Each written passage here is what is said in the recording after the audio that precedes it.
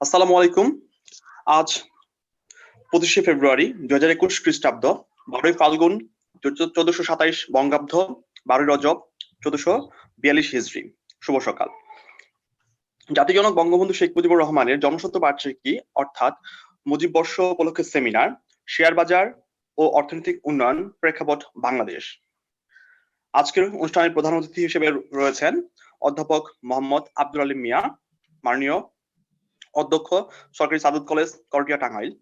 বিশেষ অতিথি হিসেবে আছেন অধ্যাপক মৃদুল চন্দ্র পোদ্দার, মাননীয় উপাধ্যক্ষ, সরকারি সাদত কলেজ, করটিয়া, টাঙ্গাইল। এবং আরো রয়েছেন অধ্যাপক তাহমিনা খান, সম্পাদক, শিক্ষক পরিষদ, সরকারি সাদত কলেজ, করটিয়া, টাঙ্গাইল। আজকের অনুষ্ঠানে সভাপতিত্ব করবেন জনাব Rehana Akhtar, finance and banking বিভাগ প্রভাষক। এবং আজকের অনুষ্ঠানে মূল প্রবন্ধ উপস্থাপক উপস্থাপনায় রয়েছেন জনাব মোহাম্মদ মেজবাউল হক, সহকারী অধ্যাপক ও বিভাগীয় প্রধান, ফিনান্স অ্যান্ড ব্যাংকিং বিভাগে, সরকারি সাউথ কোস্ট, করটিয়া, টাঙ্গাইল। আর সঞ্চালনে রয়েছি আমি, মোহাম্মদ সোহান খান, প্রভাষক, হিসাব বিজ্ঞান এবং অতিরিক্ত দায়িত্ব, ফিনান্স অ্যান্ড ব্যাংকিং বিভাগ, সরকারি সাউথ কোস্ট, করটিয়া, টাঙ্গাইল। আজকের অনুষ্ঠানের আয়োজনে সম্পূর্ণ অনুষ্ঠানের আয়োজন রয়েছেন ফিনান্স অ্যান্ড ব্যাংকিং বিভাগ, সরকারি সাউথ কোস্ট, করটিয়া, টাঙ্গাইল। আজকের অনুষ্ঠানে আমরা প্রথমে স্মরণ করতে চাই হাজার বছরের শ্রেষ্ঠ বাঙালি জাতির জনক বঙ্গবন্ধু শেখ মুজিবুর রহমান। আজকে এই ভাষার মাসে, মহান শহীদ দিবসে, সেই সমস্ত ভাষা শহীদদেরকে আমরা স্মরণ করতেছি চিরকৃতজ্ঞ ভাবে, যাদের অক্লান্ত অবদান, দেশপ্রেমের কারণে আজকে আমরা ভাষা পেয়েছি স্বাধীন বাংলাদেশ। আজকের এই ভাষার প্রেক্ষাপটে তাদের অবদানের কথা অস্বীকার করার কোনো সুযোগ নাই। আমাদের ফিনান্স অ্যান্ড ব্যাংকিং বিভাগের যে সমস্ত শিক্ষার্থী রয়েছেন, তাদের আপডেট থাকার জন্য, প্রতিনিয়ত তাদেরকে তাদের বর্তমানে প্রেক্ষাপট, অর্থনৈতিক বিষয় সম্পর্কে ধারণা দেওয়ার জন্য আজকের অনুষ্ঠানের প্রধান যত আলোচক বৃন্দ আছেন, তারা ফোকাসে রয়েছেন তাদের শিক্ষার্থীদের উপকারার্থে। যেমন শেয়ার বাজার ও অর্থনৈতিক উন্নয়ন প্রেক্ষাপট বাংলাদেশ। আমাদের ফিনান্স অ্যান্ড ব্যাংকিং বিভাগে যত শিক্ষার্থী রয়েছেন, তাদেরকে অবশ্যই আর্থিক প্রতিষ্ঠান এবং আর্থিক প্রতিষ্ঠানের কার্যাবলী সম্পর্কে জানতে হবে। আজকে আমরা এই আলোচনার মাধ্যমে তাদেরকে আমরা বুঝাতে পারবো, যতটুকু পারি চেষ্টা করব তাদেরকে বাংলাদেশের শেয়ার মার্কেটের ইতিহাস, বর্তমান কার্যক্রম, ভবিষ্যৎ ব্যবস্থা এবং এই ব্যবস্থার প্রেক্ষাপটে আমাদের শিক্ষার্থীদের করণীয়, শিক্ষার্থীদের বর্তমানে শেয়ার মার্কেট সম্পর্কে সম্যক ধারণা থাকা অতীব জরুরি। কারণ একসময় আজকের বর্তমান শিক্ষার্থী আগামী দিনের ভবিষ্যৎ, এবং তারাই বাংলাদেশের বিনির্মাণে সেই সোনার বাংলা গড়ে তোলার জন্য তাদের মূল ভূমিকা পালন করতে হবে। আমি আজকের অনুষ্ঠানে প্রথমেই বক্তব্য রাখার জন্য আহ্বান জানাচ্ছি জনাব মোহাম্মদ মেজবাউল হক, সহকারী অধ্যাপক ও বিভাগীয় প্রধান, ফিনান্স অ্যান্ড ব্যাংকিং বিভাগ, সরকারি সাউথ কোস্ট, করটিয়া, টাঙ্গাইল। জনাব মোহাম্মদ মেজবাউল হক। ধন্যবাদ। সোহান খান, প্রভাষক, হিসাব বিজ্ঞান বিভাগ। মহাপরিচালক, মাধ্যমিক ও উচ্চশিক্ষা অধিদপ্তর, বাংলাদেশ, ঢাকা মহোদয়ের নির্দেশ মোতাবেক বিভাগ ভিত্তিক সেমিনার সিম্পোজিয়াম আয়োজনের অংশ হিসেবে ফিনান্স অ্যান্ড ব্যাংকিং বিভাগ, সরকারি সাদত কলেজ কর্তৃক আয়োজিত আজকের এই সেমিনারের প্রধান অতিথি, বিশেষ অতিথি, সম্মানিত সহকর্মীবৃন্দ ও প্রাণপ্রিয় ছাত্রছাত্রীদেরকে স্বাগত জানাচ্ছি।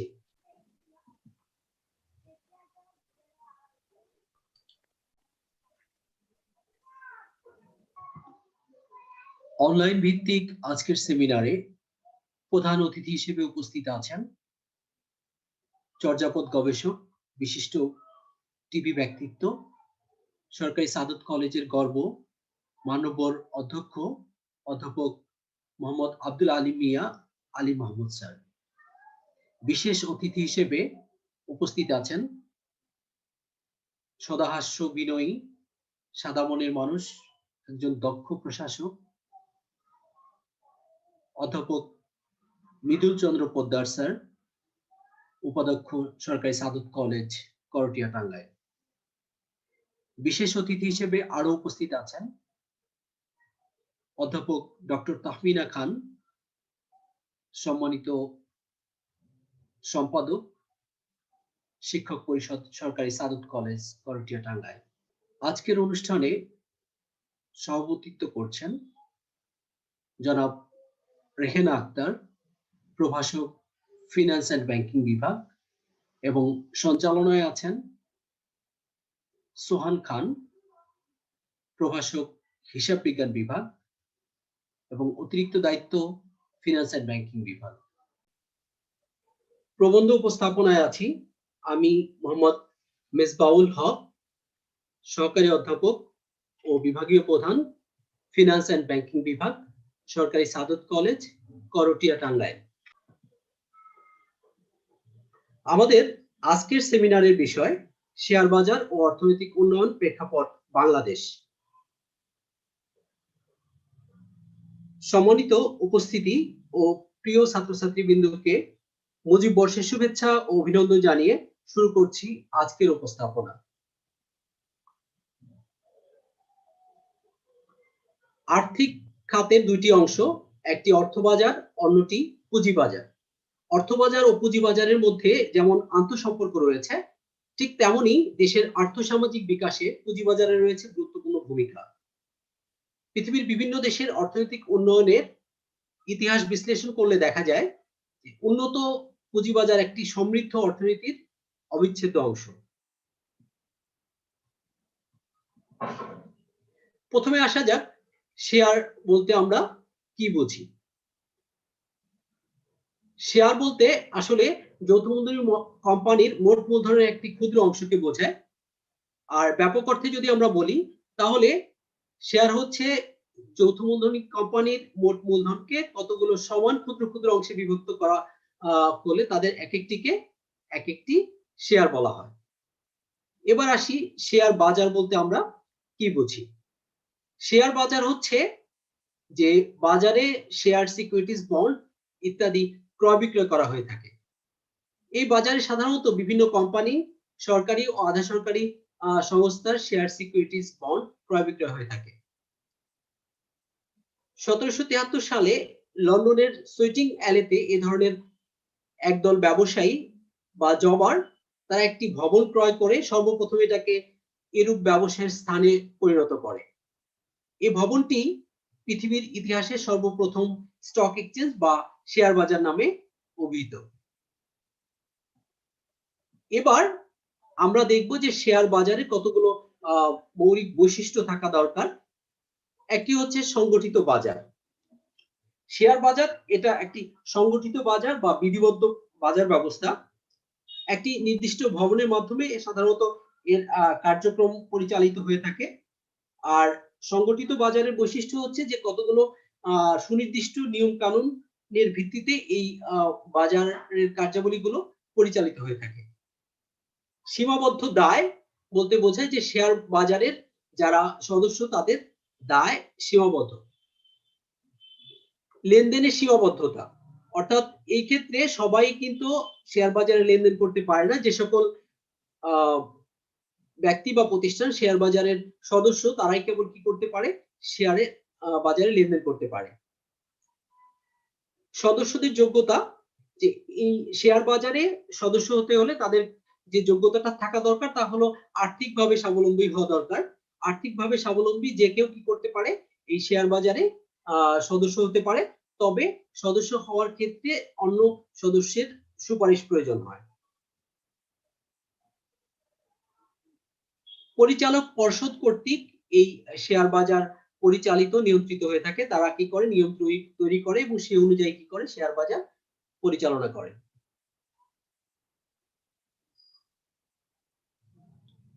সদস্যদের কোনো ব্যক্তিগত লাভ ক্ষতিতে সাধারণত শেয়ার বাজার প্রভাবিত হয় না। এবার আমরা দেখব অর্থনৈতিক উন্নয়ন বলতে আমরা কি বুঝি। সাধারণত অর্থনৈতিক উন্নয়ন বলতে একটি দেশের জাতীয় আয়, মাথাপিছু আয়ের কাঠামোগত পরিবর্তনকে বা বৃদ্ধিকে বোঝায়। আর এই উন্নয়নের আসলে কোনো গ্রহণযোগ্য সংজ্ঞা দেওয়া খুব কঠিন, কারণ বিভিন্ন অর্থনীতিবিদ, বিভিন্ন বিশারদগণ তারা বিভিন্নভাবে এই অর্থনৈতিক উন্নয়নকে সংজ্ঞায়িত করেছেন। অর্থনীতিবিদরা সবসময়ই উন্নয়নের সংজ্ঞার মধ্যে অর্থনীতিকে টেনে নিয়ে এসেছেন। আবার সমাজবিজ্ঞানী যারা, তারা উন্নয়নের সংজ্ঞার মধ্যে সমাজের উন্নয়নকে জোর দিয়েছেন। মনোবিজ্ঞানী যারা, তারা মানুষের মন মানসিকতার উন্নয়নকে অর্থনৈতিক উন্নয়ন বলেছেন। যারা প্রযুক্তিবিদ তারা তাদের সংজ্ঞার ক্ষেত্রে বিজ্ঞান ও প্রযুক্তি প্রসারের উপর জোর দিয়েছেন। নৃবিজ্ঞানী যারা, তারা সমাজ ও সংস্কৃতির উন্নয়নের উপর জোর দিয়েছেন। এই উন্নয়ন শব্দের যে অর্থ সেটা হচ্ছে যে উন্নতি হতে যাচ্ছে এমন, অর্থাৎ উন্নয়ন হলো পরিবর্তনের একটি প্রক্রিয়া যা বস্তুগত ও মানসিক উভয় ব্যাপার। কোন সমাজ বা দেশের অর্থনৈতিক, সামাজিক, রাজনৈতিক, মানসিক, চিন্তাগত ও সাংস্কৃতিক অবস্থার পরিবর্তন বা উন্নতি হয় হচ্ছে আসলে অ্যাকচুয়ালি উন্নয়ন। আর অর্থনীতির ভাষায় আমরা যদি উন্নয়ন বলতে চাই তাহলে বলবো যে মাথাপিছু আয়, জাতীয় আয় এবং সব ধরনের অর্থনৈতিক প্যারামিটারের ঊর্ধ্বমুখী যে প্রবণতা, সেটি হচ্ছে যে অর্থনৈতিক উন্নয়নের মাপকাঠি। যেমন কোন দেশের মাথাপিছু আয় যদি 5% থেকে 10% উন্নীত হয় তাহলে বুঝতে হবে যে ওই দেশের অর্থনৈতিক উন্নয়ন সাধিত হয়েছে।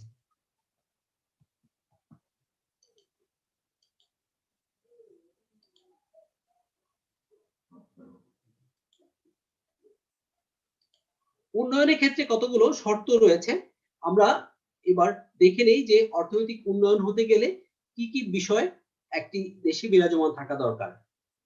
সমস্ত জমির উৎপাদনে এটা ব্যবহারযোগ্য হতে হবে, কৃষি কাঠামো উৎপাদনমুখী হতে হবে, ভূমির সরবরাহ সীমাবদ্ধ হতে হবে, শ্রম ও পুঁজির পরিবর্তনশীলতা ও শ্রম শক্তির সঠিক ব্যবহার এবং শ্রম সরবরাহ মূল্য স্থিতিশীল থাকতে হবে, প্রযুক্তিগত জ্ঞানের প্রসার ও প্রয়োগ থাকতে হবে, জনসংখ্যা ও সম্পদের ভারসাম্য থাকবে, শিক্ষা বিস্তার পর্যাপ্ত হতে হবে, অর্থনৈতিক বুনিয়াদ ভিত্তি বা কাঠামো শক্ত হতে হবে, বাজার অবশ্যই পূর্ণ প্রতিযোগিতামূলক হতে হবে, প্রাকৃতিক সম্পদের সুষ্ঠু সদ্ব্যবহার নিশ্চিত করতে হবে, জনগণের দৃষ্টিভঙ্গির পরিবর্তন ঘটাতে হবে,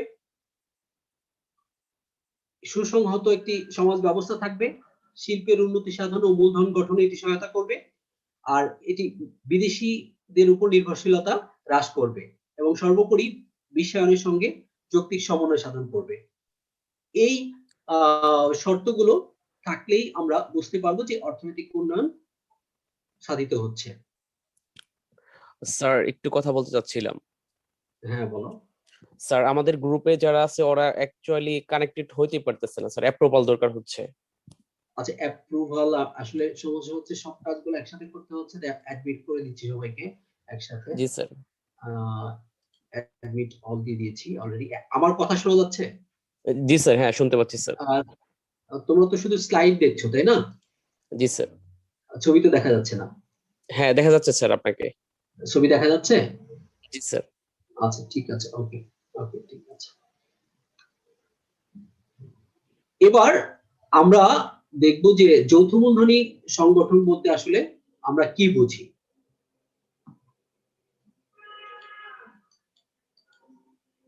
মুনাফা অর্জনের উদ্দেশ্যে কতিপয় ব্যক্তি সম্মিলিতভাবে স্বেচ্ছায় মূলধন সরবরাহ করে চিরন্তন অস্তিত্ব বিশিষ্ট যে ব্যবসা প্রতিষ্ঠান গঠন করে সেটি হচ্ছে আসলে যৌথ মূলধনী ব্যবসা। এটি কোম্পানি আইন দ্বারা গঠিত, পরিচালিত, নিয়ন্ত্রিত হয়ে থাকে। বাংলাদেশে 1994 সালের কোম্পানি আইন অনুযায়ী যৌথ মূলধনী কোম্পানি গঠিত, পরিচালিত এবং নিয়ন্ত্রিত হয়ে থাকে।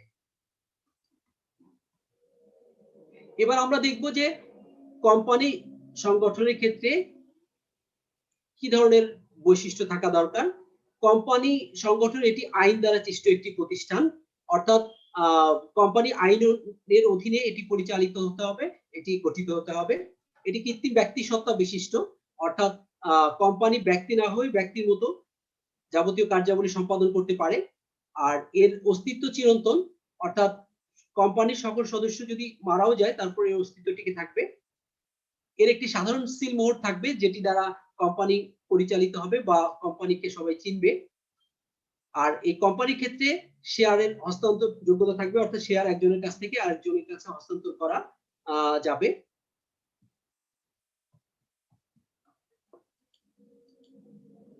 আর এই কোম্পানির যারা সদস্য থাকবে তাদের দায় থাকবে সীমাবদ্ধ, অর্থাৎ তাদের প্রদত্ত যে মূলধন সেই মূলধন দ্বারা তাদের দায় সীমাবদ্ধ থাকবে। এবার আমরা দেখব কোম্পানি সংগঠনের শ্রেণী বিভাগ সমূহ। প্রথমে আমরা আসি সনদপ্রাপ্ত কোম্পানি। সনদপ্রাপ্ত কোম্পানি হচ্ছে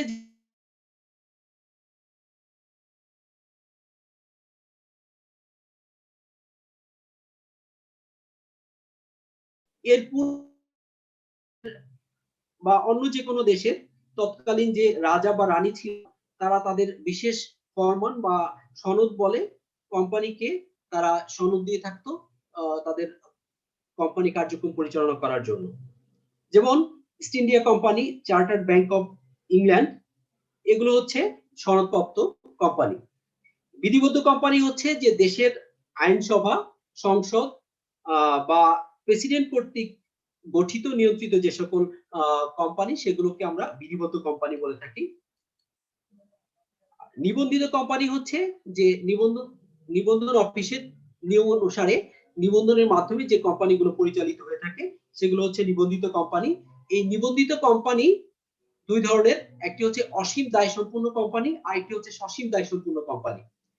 অসীম দায় সম্পূর্ণ কোম্পানির দায় অসীম, অর্থাৎ তাদের সদস্যদের দায় শুধু তাদের মূলধন দ্বারা সীমাবদ্ধ না, আর সসীম দায় সম্পূর্ণ কোম্পানির দায় সদস্যদের মূলধন দ্বারা সীমাবদ্ধ। এই সসীম দায় সম্পূর্ণ কোম্পানি কে আবার দুই ভাগে ভাগ করা যায়, একটি হচ্ছে প্রতিশ্রুতি দ্বারা দায়বদ্ধ কোম্পানি, সীমাবদ্ধ কোম্পানি, আরেকটি হচ্ছে শেয়ার মূল্য দ্বারা দায় সীমাবদ্ধ কোম্পানি। অর্থাৎ প্রতিশ্রুতির মাধ্যমে দায় সীমাবদ্ধ এরকম কোম্পানিকে প্রতিশ্রুতি দ্বারা দায় সীমাবদ্ধ কোম্পানি বলা হয়ে থাকে। আর যে সকল কোম্পানির শেয়ার হোল্ডারদের তাদের শেয়ারের মূল্য দ্বারা তাদের দায় সীমাবদ্ধ, সে সকল কোম্পানিকে শেয়ার মূল্য দ্বারা সীমাবদ্ধ দায় কোম্পানি বলা। এই শেয়ার মূল্য দ্বারা সীমাবদ্ধ কোম্পানি কে আবার দুই ভাগে ভাগ করা হয়, একটি হচ্ছে প্রাইভেট লিমিটেড কোম্পানি, আর একটি হচ্ছে পাবলিক লিমিটেড। প্রাইভেট লিমিটেড কোম্পানির সদস্য সংখ্যা 2 থেকে 50 জন। এই ক্ষেত্রে ইচ্ছা করলে কি করা যায় না, শেয়ার ইস্যু করা যায় না। আর পাবলিক লিমিটেড কোম্পানির সদস্য সংখ্যা কমপক্ষে 7 জন, সর্বোচ্চ শেয়ারের সংখ্যা দ্বারা সীমাবদ্ধ। এই ক্ষেত্রে কোম্পানি কি করতে পারে, শেয়ার ইস্যু করার উদ্দেশ্যে বাজারে প্রসপেক্টাস ইস্যু করতে পারে। আর এই পাবলিক লিমিটেড কোম্পানি আবার বিভিন্ন ধরনের হয়ে থাকে। একটা হচ্ছে যে সরকারি কোম্পানি, অর্থাৎ যে সসীম দায় সম্পন্ন কোম্পানি সকল শেয়ার বা কমপক্ষে 51% শেয়ার সরকারি মালিকানায় থাকে তাকে সরকারি কোম্পানি বলে। আর হোল্ডিং কোম্পানি হচ্ছে যে টোটাল শেয়ারের 51% শেয়ার যে কোম্পানির থাকে সেই কোম্পানিকে হোল্ডিং কোম্পানি বলে। সাবসিডিয়ারি কোম্পানি, সাবসিডিয়ারি কোম্পানি হচ্ছে যে সকল কোম্পানির শেয়ার 50% কম থাকে, সে সকল কোম্পানি যদি একত্র হয়ে তারা কোনো নতুন কোম্পানি গঠন করে সেই ক্ষেত্রে তাদেরকে সাবসিডিয়ারি কোম্পানি বলা হয়ে থাকে। অনিবন্ধিত কোম্পানি, আসলে অনিবন্ধিত কোম্পানি হচ্ছে যে কোম্পানি আইন অনুসারে যে কোম্পানিগুলো নিবন্ধিত না বা যাদের সদস্য সংখ্যা 7 এর উপরে কিন্তু তারা অংশীদারি ব্যবসা নামে তারা কোনো ব্যবসায়িক কার্যাবলী পরিচালনা করে থাকে, তাদেরকে তারা যদিও কোম্পানি নামে তারা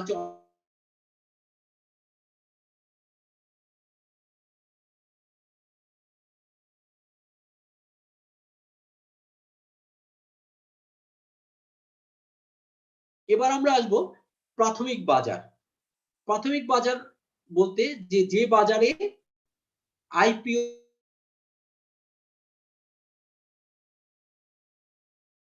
কে প্রাথমিক বাজার বলে। অর্থাৎ প্রথমে কোন কোম্পানি যে বাজারে শেয়ার ইস্যুর মানে আবেদন, শেয়ার ক্রয়ের আবেদন জানায় সেই বাজারটি আসলে প্রাথমিক বাজার। আর এই ক্ষেত্রে আবেদনের পরিমাণ ইস্যুকৃত শেয়ার অপেক্ষা বেশি হলে লটারির মাধ্যমে আবেদনকারীকে কি করা হয়, শেয়ার প্রদান করা হয়। এবার আসবো মাধ্যমিক বাজার। প্রাথমিক বাজারে যে কোম্পানি শেয়ার সিকিউরিটিজ এগুলো বিক্রি করে সেই বাজারের বিক্রিকৃত যে শেয়ার সিকিউরিটিজ এগুলো পরবর্তীতে যে বাজারে বিক্রি হয়ে থাকে সেই বাজারকে মাধ্যমিক বাজার বলে।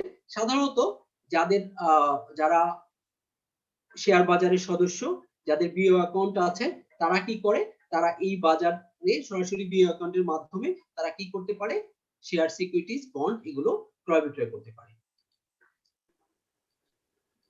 স্যার, হ্যাঁ বলো। স্যার আমি জাকিয়া। স্যার ওই যে বিও অ্যাকাউন্টিং এর ইলাবরেশন কি? আমরা কোশ্চেন সেশনটা পরে করব, ঠিক আছে? কোশ্চেন সেশন একবারে শেষে আমরা তোমাদেরকে বলবো। হ্যাঁ, এখানে বেনিফিশিয়ারিজ ওনার, এখানে বিও অ্যাকাউন্ট, বেনিফিশিয়ারিজ ওনার অ্যাকাউন্ট যেটা, সেটাকে বিও অ্যাকাউন্ট বলে।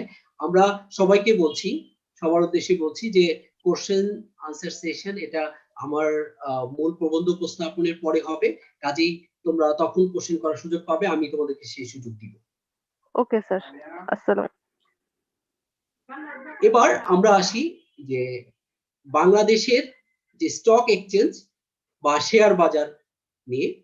তো আমাদের দেশে দুইটি শেয়ার বাজার রয়েছে, একটি হচ্ছে ঢাকা স্টক এক্সচেঞ্জ আর একটি হচ্ছে চিটাগং স্টক এক্সচেঞ্জ। তো প্রথমে আমরা দেখে নিই Dhaka stock exchange. Dhaka stock exchange হচ্ছে বাংলাদেশের সর্বপ্রথম এবং সর্ববৃহৎ মাধ্যমিক শেয়ার বাজার। 1913 সালের কোম্পানি আইনের আওতায় এই প্রতিষ্ঠানটি একটি অলাভজনক প্রতিষ্ঠান হিসেবে নিবন্ধিত হয় 1954 সালে। আর তখন এই এই প্রতিষ্ঠানটি তালিকাভুক্ত কোম্পানির সংখ্যা ছিল মাত্র 9টি এবং তাদের পরিশোধিত মূলধনের পরিমাণ ছিল 13,75,20,000 টাকা। আর 2015 সালে 26 ফেব্রুয়ারি শেষে তালিকাভুক্ত সিকিউরিটিজ সংখ্যা দাঁড়ায় 549টি। আর এই সময় তাদের পরিশোধিত মূলধন ও ডিবেঞ্চারের পরিমাণ দাঁড়ায় 1,06,311 কোটি টাকা। আর গত 2020 সালের ডিসেম্বরের শেষ সপ্তাহে তালিকাভুক্ত সিকিউরিটিজের সংখ্যা ছিল 563টি এবং তাদের বাজার মূলধন ছিল 4,48,230 কোটি টাকা। এবার আমরা দেখে নিব চট্টগ্রাম স্টক এক্সচেঞ্জ সম্পর্কে। চট্টগ্রাম স্টক এক্সচেঞ্জকে সিএসই বলা হয়। এরা হচ্ছে দ্বিতীয় স্টক এক্সচেঞ্জ বাংলাদেশের। 1995 সালে 10ই অক্টোবর এই প্রতিষ্ঠানটি ঢাকা স্টক এক্সচেঞ্জের ন্যায় কোম্পানি আইনের আওতায় একটা অলাভজনক সংস্থা হিসেবে নিবন্ধিত হয়। আর এটার তখন তালিকাভুক্ত সিকিউরিটিজের পরিমাণ ছিল 30টি এবং তাদের পরিশোধিত মূলধন ছিল 216.4 কোটি টাকা। আর 2015 সালের 26 ফেব্রুয়ারি তারিখে এর তালিকাভুক্ত সিকিউরিটিজের সংখ্যা ছিল 289টি। এ সময় তাদের বাজার মূলধন ছিল 2,57,146.40 কোটি টাকা। আর 2020 সালের ডিসেম্বরের শেষ সপ্তাহে তাদের তালিকাভুক্ত সিকিউরিটিজের সংখ্যা ছিল 296টি। এই ঢাকা স্টক এক্সচেঞ্জ এবং চিটাগং স্টক এক্সচেঞ্জের কার্যাবলীকে যে সংস্থাটি নিয়ন্ত্রণ করে সেটি হচ্ছে সিকিউরিটি অ্যান্ড এক্সচেঞ্জ কমিশন। আর এই সিকিউরিটিজ অ্যান্ড এক্সচেঞ্জ কমিশন এটা যে দুটি স্টক এক্সচেঞ্জ এবং চিটাগং স্টক এক্সচেঞ্জ এদের কার্যাবলী পরিচালনা এবং নিয়ন্ত্রণ করে থাকে। আর এটি গঠিত হয় 1993 সালে।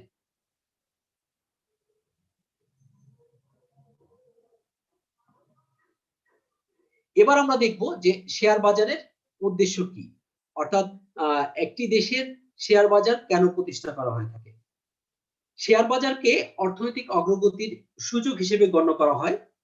একটি দেশের শিল্প ও বাণিজ্যের উন্নয়নের লক্ষ্যে পুঁজিবাজার গঠন এবং পুঁজি সরবরাহের গতিশীলতা এনে দেয় এই শেয়ার বাজার।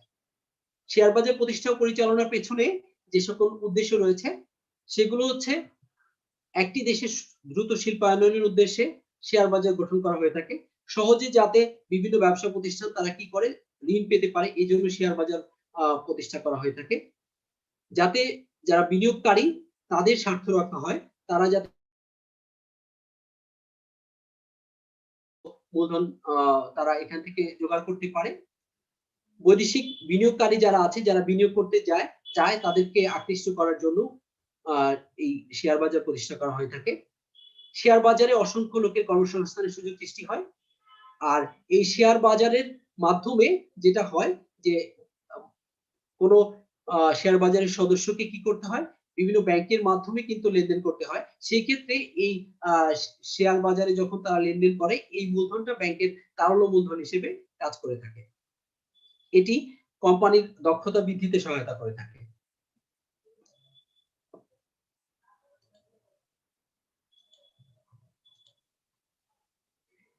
এবার আমরা দেখব একটি দেশের অর্থনৈতিক উন্নয়নে শেয়ার বাজারের ভূমিকা।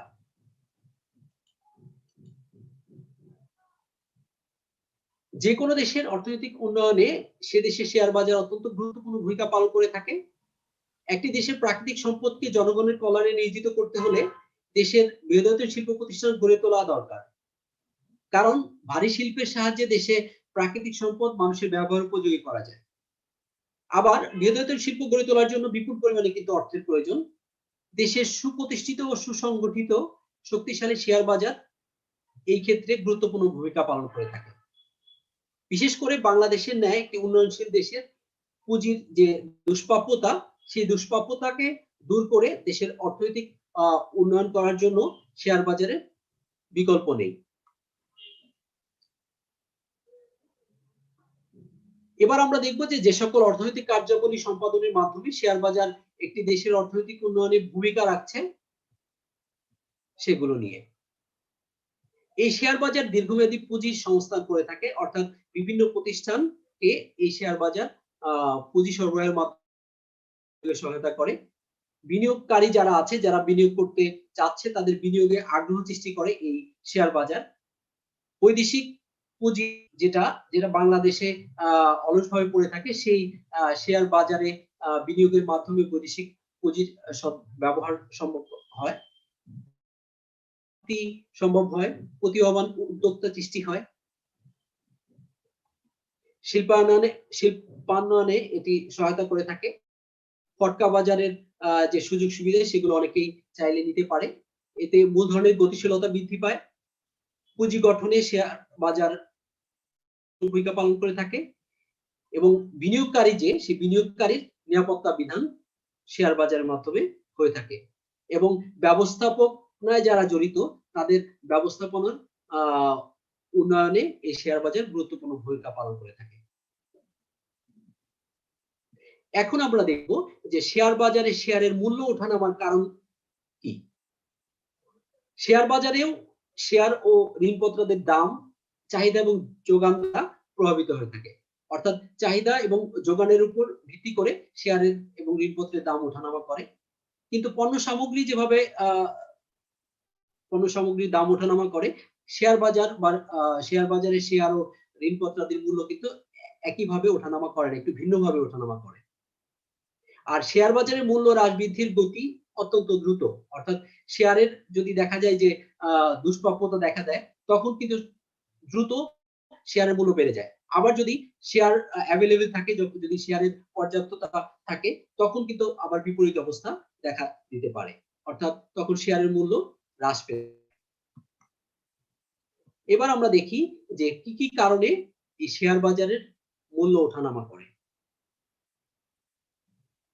ব্যবসায় পরিস্থিতি, আমরা জানি যে বিজনেস সাইকেল এটি কখনো বুম অবস্থায় থাকে, খুব চাঙ্গা ভাব থাকে ব্যবসায়, আবার কখনো রিসেশনে থাকে, খুব মন্দ অবস্থায় থাকে, কখনো আবার স্বাভাবিক থাকে। কাজেই যখন ব্যবসায়ের অবস্থা খুবই চাঙ্গা থাকে, তখন কিন্তু শেয়ার বাজারে শেয়ারের মূল্য কিন্তু বেড়ে যায়। আবার ব্যবসায় যখন মন্দা ভাব থাকে, তখন কিন্তু শেয়ারের মূল্য কমে যায়। ব্যাংক হারের দ্বারা কি হয়, শেয়ার বাজারের মূল্যের ওঠানামা করে। যেমন ব্যাংক হার যদি বেড়ে যায়, সেই ক্ষেত্রে কিন্তু এটি ঋণের উপর প্রভাব বিস্তার করে। ফলে দেখা যায় যে সেই ক্ষেত্রে শেয়ারের মূল্য কমে যায়, কারণ শেয়ারের চাহিদা তখন কমে যায়। আবার ব্যাংক হার যদি কমে যায়, তাহলে সেই ক্ষেত্রে কিন্তু আবার দেখা যায় যে শেয়ারের চাহিদা বেড়ে যায়, ফলে শেয়ারের মূল্য বেড়ে যায়। কেন্দ্রীয় ব্যাংকের ঋণ নীতির দ্বারা এই শেয়ারের মূল্য ওঠানামা করে। অর্থাৎ কেন্দ্রীয় ব্যাংক যদি সহজ নীতি অনুসরণ করে, অর্থাৎ কেন্দ্রীয় ব্যাংক যদি শেয়ার বাজার সহায়ক নীতি অনুসরণ করে, সেই ক্ষেত্রে দেখা যায় যে শেয়ারের মূল্য কমে যায়। আবার যদি দেখা যায় যে একটু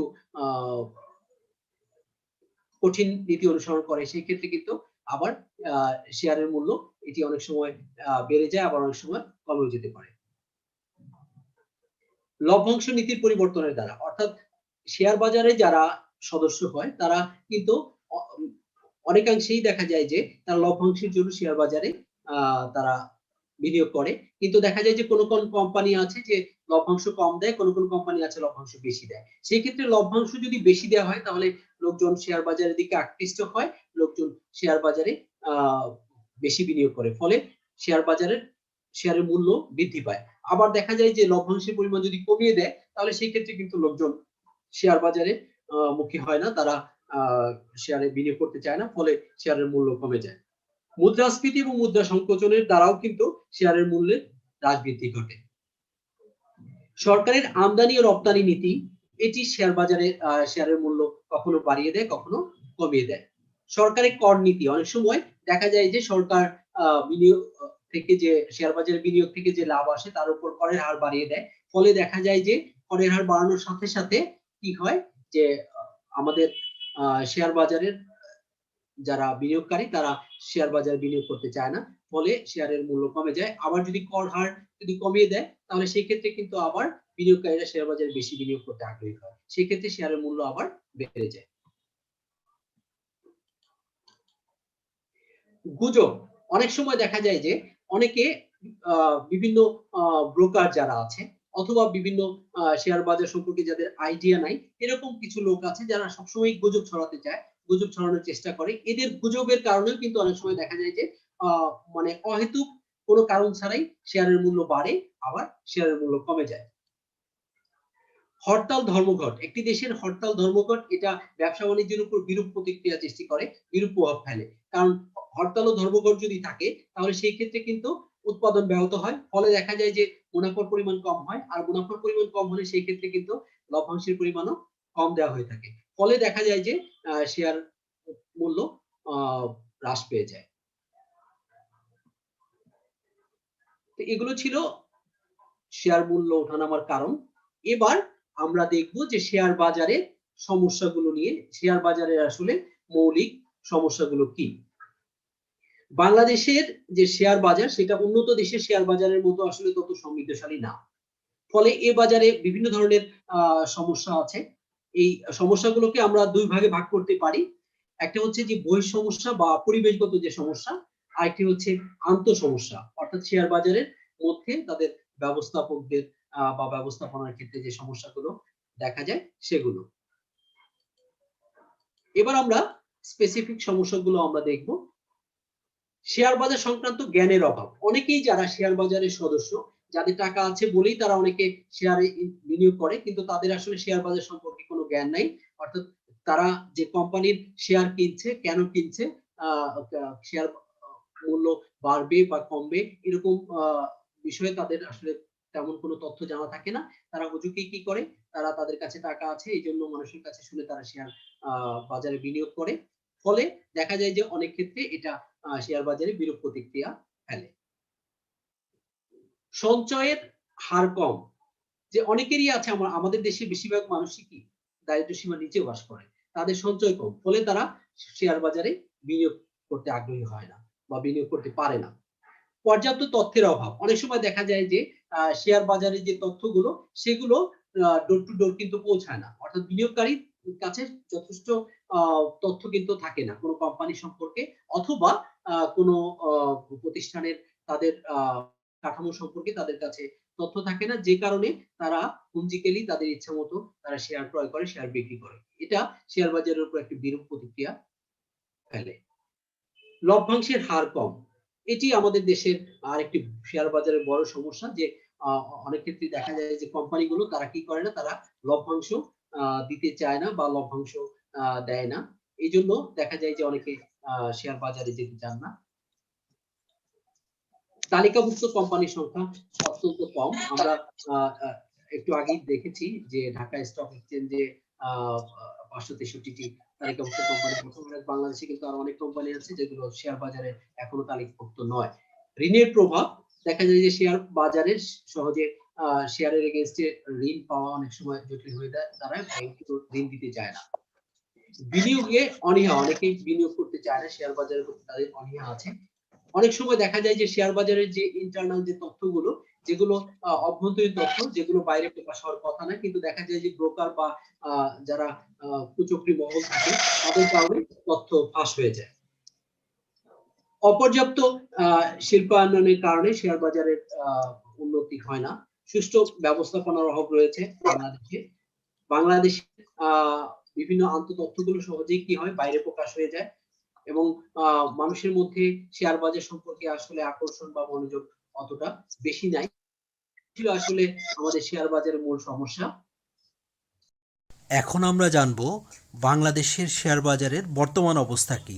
বাংলাদেশের পুঁজিবাজার এখন উন্নয়নের সঠিক ধারায় আসলে পরিচালিত হচ্ছে। যথাযথ আইন কানুনের পাশাপাশি সেগুলো বাস্তবায়ন, সুশাসন, বাজার পর্যবেক্ষণ, সংশ্লিষ্ট সকল কর্মকাণ্ডে স্বচ্ছতা ও জবাবদিহিতা নিশ্চিতকরণ, প্রযুক্তিগত ও অবকাঠামোগত উন্নয়নের ফলে আন্তর্জাতিক মানদণ্ডে অতীতের যে কোনো সময়ের চেয়ে শেয়ার বাজারের অবস্থা এখন অনেক ভালো। বিগত কয়েক বছরের প্রচেষ্টায় কাঙ্ক্ষিত সাফল্য অর্জন করতে পেরেছে বলে আমি মনে করি। একদিকে বিএসইসি যেমন এ ক্যাটাগরি নিয়ন্ত্রক সংস্থা হিসেবে international organization of securities commission এর স্বীকৃতি পেয়েছে, অন্যদিকে ডিমিউচুয়ালাইজেশন ও কৌশলগত বিনিয়োগকারী অন্তর্ভুক্তির মাধ্যমে স্টক এক্সচেঞ্জের সুশাসন অনেকটাই প্রতিষ্ঠিত হয়েছে।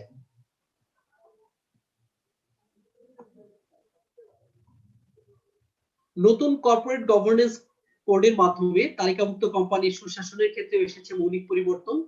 নতুন বিধিবিধানের পাশাপাশি অনুসন্ধান ও প্রযুক্তি নির্ভর সার্ভেইল্যান্স ভিত্তিক তদারকি ব্যবস্থা ঘটেছে কাঙ্ক্ষিত একটি উন্নয়ন। নতুন নতুন পণ্য সংযোজনের উদ্যোগ, দেশব্যাপী বিনিয়োগ শিক্ষা কার্যক্রম সম্প্রসারণ ও আইনে বিনিয়োগকারীর স্বার্থ সংরক্ষণের বিষয়টি প্রাধান্য দিয়ে তাদের সুরক্ষার বিষয়টি নিশ্চিত করেছে কমিশন। কমিশন কর্তৃক গৃহীত এই সকল পদক্ষেপের ফলে দেশের শেয়ার বাজার এখন অধিক গতিশীল হয়ে উঠেছে। আগামীতে শেয়ার বাজারকে ব্যক্তি ও প্রাতিষ্ঠানিক দেশি বিদেশি বিনিয়োগকারীদের অবস্থার কেন্দ্রবিন্দুতে পরিণত করতে প্রচেষ্টা অব্যাহত রয়েছে। জাতীয় অর্থনীতিতে শেয়ার বাজারের অবদান বাড়ানোর লক্ষ্যে বিভিন্ন কার্যক্রম হাতে নেওয়া হয়েছে। দীর্ঘমেয়াদী অর্থায়নের উৎস হিসেবে পুঁজিবাজার, শিল্প, সেবা ও অবকাঠামোগত উন্নয়ন অব্যাহতভাবে পুঁজি সরবরাহ করে যাচ্ছে। জিডিপিতে তালিকাভুক্ত কোম্পানি সমূহের অবদান বাড়ছে।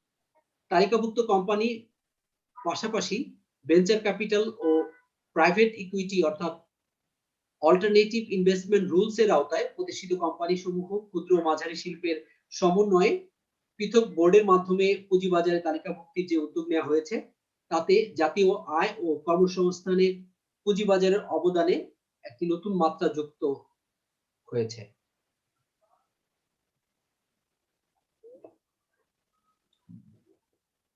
দুই সালের শুরুতে হতাশার যে পুঁজিবাজার ছিল সেটি এখন ঘুরে দাঁড়াতে শুরু করেছে।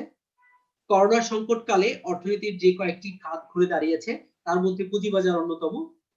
শুধু তাই নয়, মহামারী করোনা ভাইরাসের প্রকোপে সার্বিক অর্থনীতিতে নেতিবাচক প্রভাব পড়লেও 2020 সালে প্রাথমিক গণপ্রস্তাব অর্থাৎ আইপিওর মাধ্যমে পুঁজিবাজার থেকে রেকর্ড পরিমাণ অর্থ উত্তোলন করেছেন উদ্যোক্তারা। অর্থনীতিবিদরা বলেছেন যে 2021 সালে এই বাজার একটি শক্তিশালী পুঁজিবাজারে পরিণত হতে যাচ্ছে।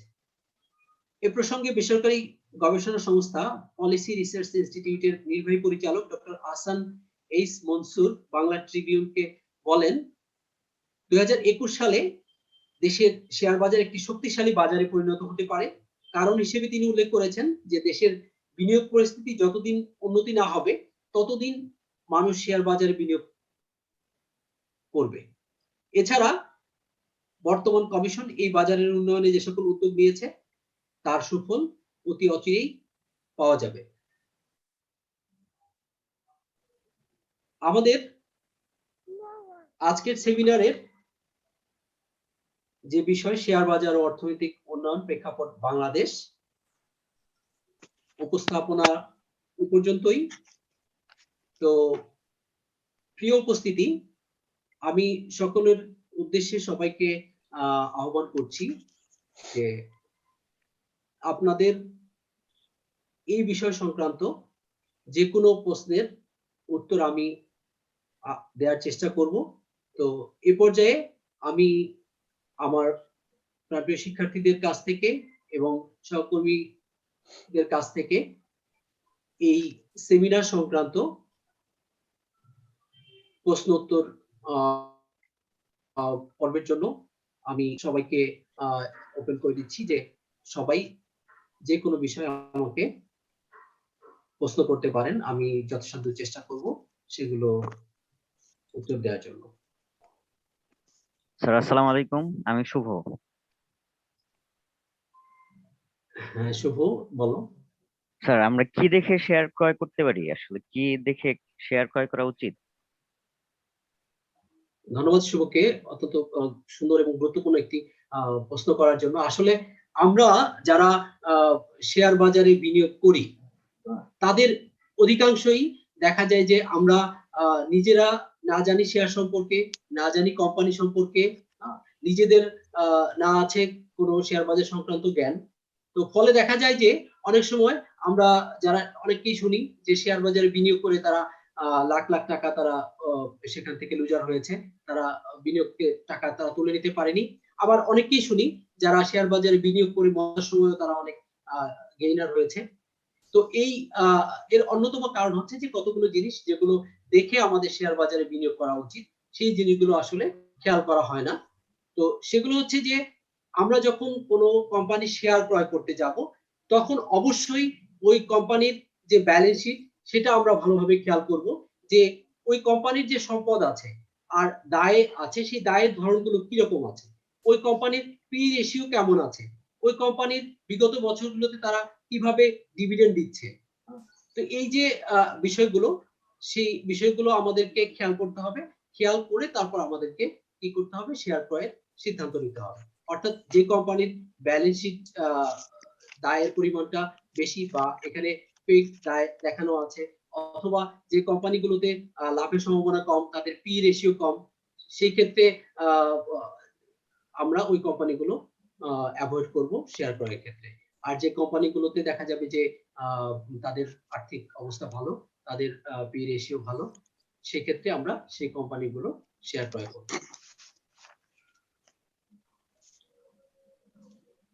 ধন্যবাদ স্যার। ধন্যবাদ শুভকে। আসসালামু আলাইকুম স্যার, আমি রাসেল বলছি স্যার। ওয়ালাইকুম আসসালাম। হ্যাঁ রাসেল, বলো তোমার কি প্রশ্ন? স্যার অসংখ্য ধন্যবাদ আমাদের আসলে প্রশ্ন করার সুযোগ করে দেওয়ার জন্য। আজকের ভার্চুয়াল সেমিনারে সম্মানিত আমাদের বিভাগীয় প্রধান এবং শিক্ষক মন্ডলী সকলকে আন্তরিকভাবে শুভেচ্ছা এবং অভিনন্দন জানাচ্ছি। স্যার আমি একটা প্রশ্ন উত্থাপন করছি, কিভাবে একজন ব্যক্তি শেয়ার বাজারের সদস্য হতে পারে? ধন্যবাদ রাসেল, সুন্দর প্রশ্ন করার জন্য। আমরা জানি যে যে কেউ কিন্তু শেয়ার লেনদেনে অথবা শেয়ার ক্রয়ে অংশগ্রহণ করতে পারে না, কোনো ব্যক্তি না, কোনো প্রতিষ্ঠান না। তো কাউকে যদি শেয়ার বাজারে লেনদেন করতে হয়, শেয়ার ক্রয় করতে হয় বা শেয়ার বিক্রি করতে হয়, সেই ক্ষেত্রে কিন্তু তাকে কি করতে হয়, শেয়ার বাজারের সদস্য হতে হয়। এখন সদস্য হওয়ার নিয়মটি হচ্ছে যে যে কোনো ব্যক্তি, যে কোনো ধনবান যার টাকা আছে, সে ইচ্ছা করলে কি করতে পারবে, তারা সদস্য হয়ে শেয়ার ক্রয় করতে পারবে। সেই ক্ষেত্রে সদস্য হওয়ার নিয়ম হচ্ছে যে বিও অ্যাকাউন্ট খুলতে হবে। অর্থাৎ আমাকে এর আগে জাকিয়া প্রশ্ন করেছিল যে আসলে স্যার বিও অ্যাকাউন্ট বলতে আমরা কি বুঝি। তো এই যে বিও অ্যাকাউন্ট হচ্ছে বেনিফিশিয়ারিজ ওনার্স অ্যাকাউন্ট, অর্থাৎ যে ওনার, যে মালিক, তার যে অ্যাকাউন্ট। এখন এই বিও অ্যাকাউন্ট খোলার পরে যে কেউ কি করতে পারবে, সে মাধ্যমিক বাজার থেকে শেয়ার ক্রয় করতে পারবে এবং মাধ্যমিক বাজার শেয়ার বিক্রি করতে পারবে। আর কেউ যদি কোনো আইপিও অর্থাৎ ইনিশিয়াল পাবলিক অফারিং যে কোম্পানিগুলো করে, সেই আইপিও যদি অ্যাপ্লাই করতে চায়, কারণ অনেক সময় দেখা যায় যে আবেদনের পরিমাণটা অনেক বেশি পড়ে যায় আইপিও এর ক্ষেত্রে, সেই ক্ষেত্রে কিন্তু তারা কি করে, লটারির মাধ্যমে তারপর সেই শেয়ার গুলো ইস্যু করে থাকে। তো এই ক্ষেত্রে বিও অ্যাকাউন্ট তো অবশ্যই লাগবে। সেই বিও অ্যাকাউন্টের মাধ্যমে কি করতে হবে, আইপিও আবেদন করতে হবে। সেই ক্ষেত্রে লটারিতে যদি আইপিও লটারি পাওয়া যায়, তাহলে সেই ক্ষেত্রে সেই শেয়ারটি ক্রয় করা সম্ভব হবে। কিন্তু যে কোনো ব্যক্তি যার বিও অ্যাকাউন্ট আছে, সে কিন্তু মাধ্যমিক বাজার থেকে শেয়ার ক্রয় করতে পারবে।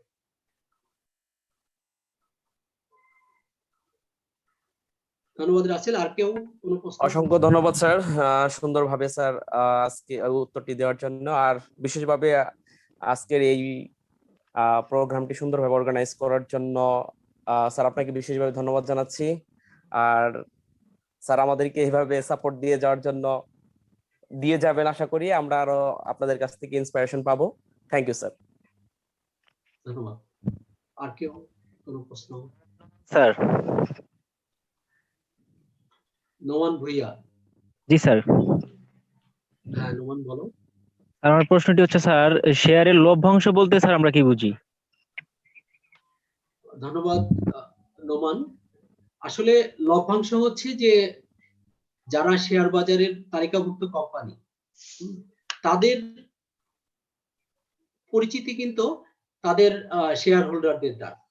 এই শেয়ার হোল্ডার যারা আছে তারা কিন্তু বাজার থেকে শেয়ার ক্রয় করে, কোন কোম্পানি শেয়ার ক্রয় করে তারা কিসের জন্য? লাভের জন্য, যে সেখান থেকে বিনিয়োগ থেকে সে একটা নির্দিষ্ট পরিমাণ টাকা তারা লাভ পাবে। এই লাভের আশায় কি করে? শেয়ার ক্রয় করে থাকে। তো এই যৌথ মূলধনী কোম্পানি গুলো পরিচালিত হয় যখন ইন্ডিপেন্ডেন্টলি, তারা নিজেদের কাজ নিজেরাই পরিচালনা করে। তো এই যৌথ মূলধনী কোম্পানিগুলো যে লাভ করে সেই লাভগুলো কিন্তু কোম্পানিগুলো কি করে? টোটাল লাভটাই কিন্তু শেয়ার হোল্ডারদের মধ্যে ডিস্ট্রিবিউট করে না। এর একটা অংশ কি করে? শেয়ার হোল্ডারদের মধ্যে ডিস্ট্রিবিউট করে, আরেকটি অংশ কিন্তু প্রতিষ্ঠানে রেখে দেয়। তো যে অংশটি শেয়ার হোল্ডারদের মধ্যে মুনাফার যে অংশ বন্টন করে সেটি হচ্ছে আসলে লভ্যাংশ। আর যেটি প্রতিষ্ঠানে রেখে দেওয়া হয় সেটি রিটেন আর্নিং বা সংরক্ষিত আয়। এটা পরবর্তীতে যখন কোম্পানি আবার তার কোম্পানি সম্প্রসারণের জন্য বা বিনিয়োগের জন্য অর্থের দরকার হয় তখন এই সংরক্ষিত আয় থেকে সেই অর্থটা তারা সেখানে বিনিয়োগ করে, যে কারণে সম্পূর্ণ টাকা তারা কি করে না, শেয়ার হোল্ডারদেরকে প্রদান করে না। তো যতটুকু লাভের অংশ শেয়ার হোল্ডারদেরকে প্রদান করে সেটি হচ্ছে আসলে লভ্যাংশ। জি স্যার, অসংখ্য ধন্যবাদ। আর কার কোনো প্রশ্ন?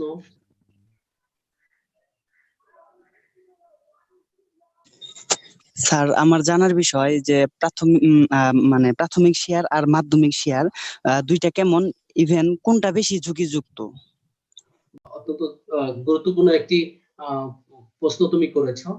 আমরা আমাদের প্রবন্ধ উপস্থাপনায় আমরা আলোচনা করেছি প্রাথমিক বাজার সম্পর্কে, মাধ্যমিক বাজার সম্পর্কে।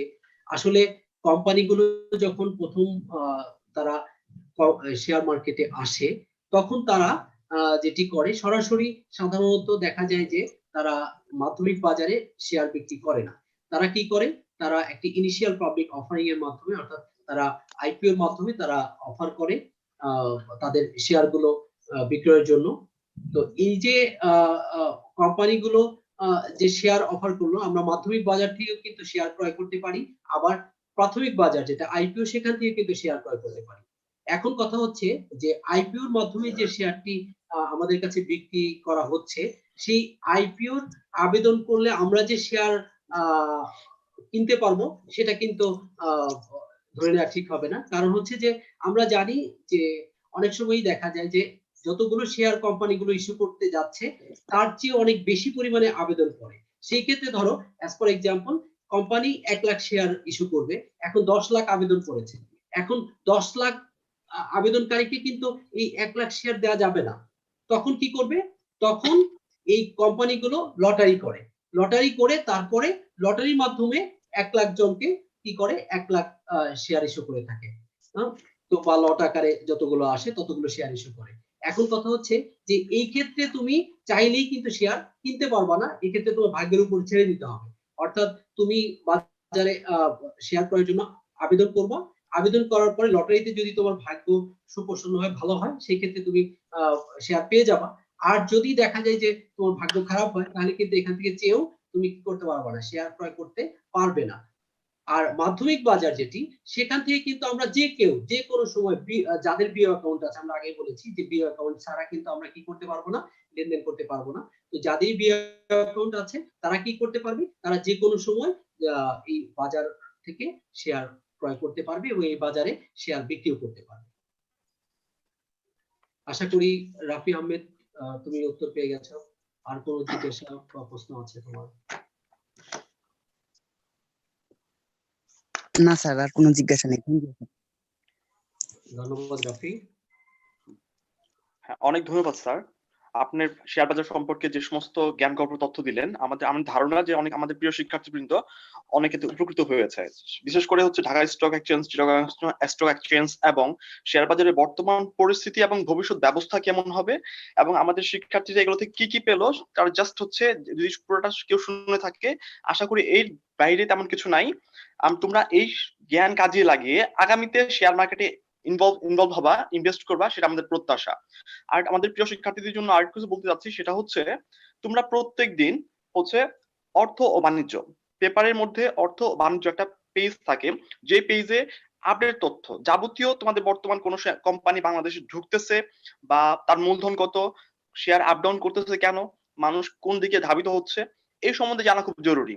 কারণ তোমরা finance and banking department student, আগামীতে তোমরা এইসব জেনে ইনভেস্ট করবা, শুধু ইনভেস্ট না, বেসিক্যালি তোমরা যদি অ্যাকুমুলেটলি পারো, নলেজ তো গ্যাদার করতেই হবে, কারণ প্রত্যেকটা ভাইবা পরীক্ষাতে তোমাদের যেহেতু ফিনান্স এন্ড ব্যাংকিং এর স্টুডেন্ট হওয়ার শর্তে এই শেয়ার মার্কেট, ক্যাপিটাল মার্কেট তোমাদের জিজ্ঞেস করাই হবে।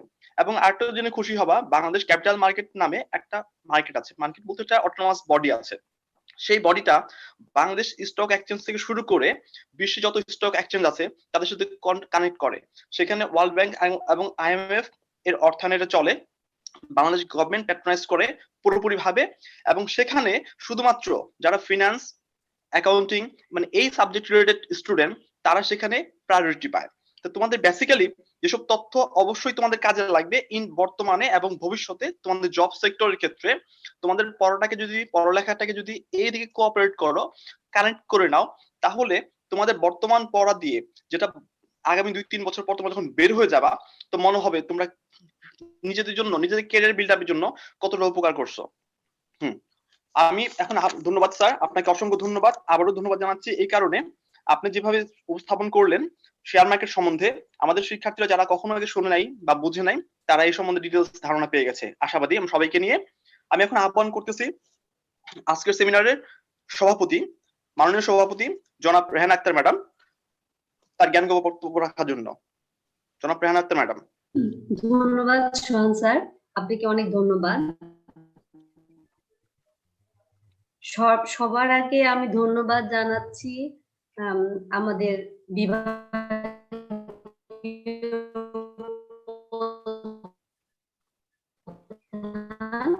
মোহাম্মদ মেজবাউল হক স্যারকে, এত সুন্দরভাবে বাংলাদেশ গর্ব এবং থেকে স্টুডেন্টরা সবাই জানতে পারবে যে শেয়ার বাজার সম্পর্কে, তারা তাদের টোটাল ধারণাটা সম্পর্কে তারা জানতে পারবে। এই ক্ষেত্রে দেখা যাচ্ছে যে আমরা যারা কমার্সের স্টুডেন্ট, বিশেষ করে ফিনান্স এন্ড ব্যাংকিং এ, তোমরা ভাইবা বা চাকরির ক্ষেত্রে, একটু আগে সোহান স্যার যেটা বলেছে, সব ক্ষেত্রে কিন্তু শেয়ার বাজার বিষয়টা সম্পর্কে তোমাদের জানাটা খুবই গুরুত্বপূর্ণ, এবং এই রিলেটেড প্রশ্নই কিন্তু ঘুরিয়ে ফিরে করা হয়।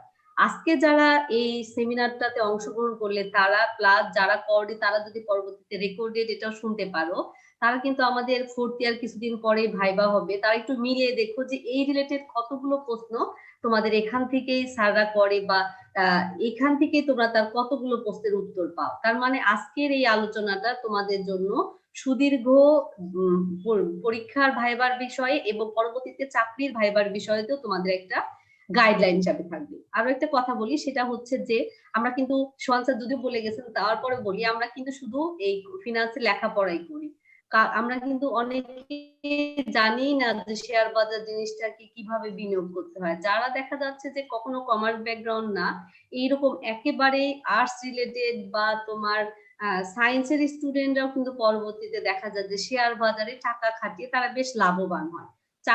অনেকে চাকরিও করে না, শুধুমাত্র তাদের জীবিকার উৎস হিসাবেও কিন্তু তারা শেয়ার বাজারে বিনিয়োগ করাটাকেই কিন্তু বেছে নেয়, এবং তারা কিন্তু ভালোভাবে সার্ভাইভ করতে পারে। আর আমরা যদি শেয়ার বাজার সম্পর্কে জেনে বুঝে ইনভেস্ট করি, তাহলে অবশ্যই আমরা তাদের তুলনায় অনেক ভালো বিনিয়োগকারী হব। কারণ শেয়ার বাজারে কিন্তু অনেকে আছে যে অনেকে বলে দিতে হয় যে এই শেয়ারটা ভালো, আপনি এই শেয়ারটা কিনেন, এই শেয়ারটা আরেকজনের কাছে তারা পরামর্শ চায়, কিন্তু আমরা কিন্তু অনেক ধরনের অ্যানালাইসিস, অনেক কিছু মার্কেট ভ্যালু, অনেক কিছু যেগুলো বিষয়টা তাদের থেকে ক্লিয়ার ভাবে জেনে বুঝে কোন কোম্পানি ঝুঁকিপূর্ণ, কোন কোম্পানি ঝুঁকিপূর্ণ না, কার লাভ্যাংশ নীতি কেমন, এগুলো জেনে বুঝে তারপরে কিন্তু আমরা বিনিয়োগ করতে পারবো। এইটাতে দেখা যাবে যে আমরা কিন্তু যে ধরনের বিনিয়োগকারী হলে একটা ইকোনমিতে, যে ধরনের বিনিয়োগকারীর সংখ্যা শেয়ার বাজারে বেশি হলে একটা দেশের শেয়ার বাজার উন্নতির দিকে ধাবিত হবে বলে ধারণা করা হয়, আমরা কিন্তু তাহলে সেই ধরনের বিনিয়োগকারী হতে পারবো। তাহলে আমরা চাবো যে তোমরা জানি কি করো, এই ধরনের বিনিয়োগকারী হও। তার মানে একেতে তোমরা এটা নিয়ে ক্লিয়ার একটা কনসেপ্ট জেনে তোমরা ভালো স্টুডেন্টও হতে পারবে, ভালো ভাইবার পারফর্মার হতে পারবে। পরবর্তীতে তোমরা যদি শেয়ার বাজারে টাকা বিনিয়োগ করো তাহলে যেন একজন ভালো বিনিয়োগকারীরাও কিন্তু আমরা তোমাদের কাছ থেকেই আশা করব। যে ধরনের বিনিয়োগকারীদের খুবই অভাব আমাদের শেয়ার বাজারে, যার কারণে কিন্তু আমাদের শেয়ার বাজারটা এত বেশি ঝুঁকিপূর্ণ হয়ে ওঠে, কারণ ফটকা বিনিয়োগকারীরা বেশি, যারা জেনে না বুঝে বিনিয়োগ করে। তো আমি মেজবা স্যারকে অনেক ধন্যবাদ জানাচ্ছি যে স্যার এত ভালো করে ডিটেলসে বুঝে দিল, যারা পোস্টের উত্তরগুলো চেয়েছে তাদেরও এত ভালোভাবে স্যার ব্রিফিং দিয়ে দিল, যেটা তাদের জন্য ভবিষ্যতে অনেক কাজে লাগবে বলে আমি মনে করি। তো সবার লাস্টে যেহেতু তোমরা অনেক ধৈর্য ধরে এই ক্লাস মানে সেমিনারটাতে অ্যাটেন্ড করলে, আর সেমিনারটা তোমাদের সবার অংশগ্রহণের জন্য এটা অনেক ফলপ্রসূ হলো, তোমাদের সবাইকে ধন্যবাদ জানাচ্ছি। সেই সাথে ধন্যবাদ জানাচ্ছি আমাদের সরকার সাদত কলেজের অধ্যক্ষ এবং আমাদের এই সেমিনারের প্রধান অতিথি প্রফেসর মোহাম্মদ আব্দুল আলিম মিয়া বা আলিম মাহমুদ স্যারকে। সেই সাথে আবার ধন্যবাদ জানাচ্ছি বিশেষ অতিথি প্রফেসর মৃদুল চন্দ্র পোদ্দার স্যারকে, উপাধ্যক্ষ সরকারি সাদত কলেজ, এবং আরেকটা বিশেষ অতিথি ডক্টর তাহমিনা খানম ম্যাডামকে, যিনি আমাদের সরকারি সাদত কলেজের শিক্ষক পরিষদের সম্পাদক ম্যাডাম। তাদের সবাইকে ধন্যবাদ জানিয়ে এবং এই সুন্দর একটা সেমিনারের তোমাদের জন্য ফলপ্রসূ করার জন্য তোমাদের সবাইকে ধন্যবাদ জানিয়ে আজকে সেমিনারটা এখানেই শেষ ঘোষণা করছি। তোমরা সকলে ভালো থাকো, সুস্থ থাকো। আল্লাহ হাফেজ। অনেক ধন্যবাদ ম্যাডাম আজকের অনুষ্ঠানে সভাপতিত্ব করার জন্য। আজকের অনুষ্ঠানে সংশ্লিষ্ট সবাই যারা উপস্থিত থেকেছেন বা উপস্থিত থাকেননি, যেই হোক না কেন, সবাইকে এই রকম একটা প্রোগ্রাম আয়োজনে ফিনান্স এন্ড ব্যাংকিং বিভাগকে আরো অসংখ্য ধন্যবাদ জ্ঞাপন করতেছি। এবং সেই সাথে আমাদের শিক্ষার্থীবৃন্দের প্রতি আমার দৃষ্টি আকর্ষণ করতেছি, তারা বর্তমান সেমিনার থেকে যেটা জানলা, আমরা আশা করি আগামীতে তোমরা এই সেমিনার থেকে যতটুকু জ্ঞান অর্জন করতে পারতেছো ভবিষ্যতে এর ভিত্তিতে কাজে লাগাবা। সবাইকে ধন্যবাদ।